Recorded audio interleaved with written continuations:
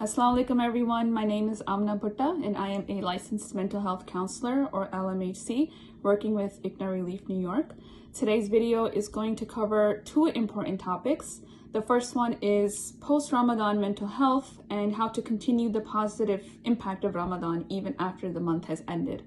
The second topic is how to manage difficult emotions associated with the conflict in Palestine. So let's start with the first one. So Ramadan was basically a time for spiritual reawakening for many of us and provided a structure in which we could set goals for ourselves towards self-improvement and a renewed sense of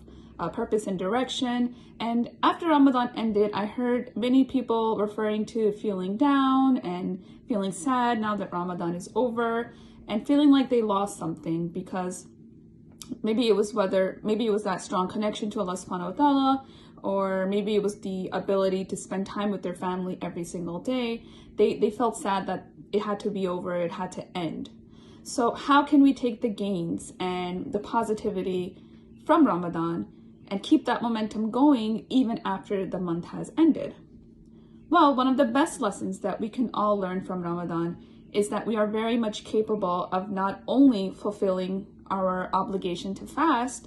but while fasting, we can still do our jobs, still take care of daily tasks, take care of our family, and reconnect with Allah subhanahu wa ta'ala through praying our salah or through reading the Quran. So we can do all of those things really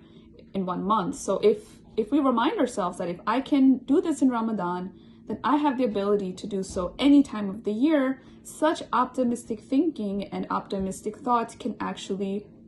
increase a sense of self-worth. And when you increase your sense of self-worth, it gives you the drive and motivation you need to continue engaging in the action that makes you feel good and happy.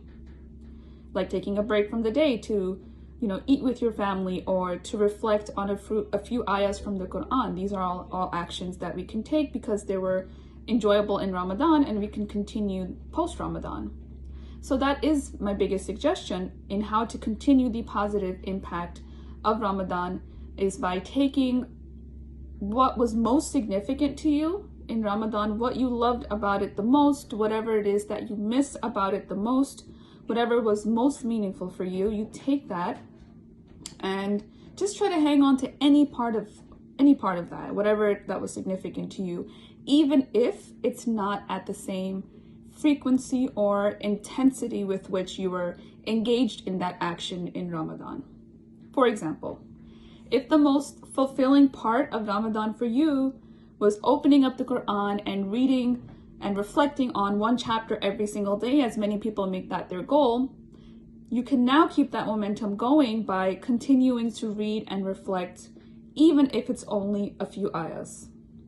Okay, so maybe it's not a whole chapter like you were doing in Ramadan on a daily basis, but even if it's just a few ayahs, you keep that momentum going and keep that connection to the feeling of Ramadan. If the most fulfilling part of Ramadan for you was sharing meals at suhoor and iftar with your family, you can now keep the momentum going by having at least one meal every day. Plan it out, make the intention to have at least one meal with even just one family member every day. So maybe it's difficult for the whole family to get together, but if you can, schedule your things, your tasks in a way in which you can at least plan a meal with at least one other family member, that is a way in which you can maintain that connection to the feeling of Ramadan. If the most fulfilling part of Ramadan for you was just learning about nutrition and better food choices, like the kinds of foods that you can eat to keep your energy optimal throughout the day, you can now keep the momentum going by incorporating what you learned about your eating habits in your daily life now. Like maybe you don't need that third latte or that third coffee in the middle of the day to keep going. Maybe you can replace that with something else, something healthier, like fruits or oats that will keep you alert, keep you awake so that you can get everything done just as you were doing in Ramadan. If the most fulfilling part of Ramadan for you was just experiencing a lot of gratitude for being able to look forward to a meal at sunset every day, and for having a roof over your head, and for all the little things and the blessings that we have that we often take for granted, you can still keep the momentum going with that and make that a part of your life after Ramadan ends, by continuing to thank Allah for those blessings and finding a way to help someone who maybe doesn't have all the things that you have. Find a way to donate, find a way to volunteer your time, make continued dua to Allah subhanahu wa ta'ala in which you thank him for everything that you've been given. And in this way, you still maintain that connection to Ramadan. So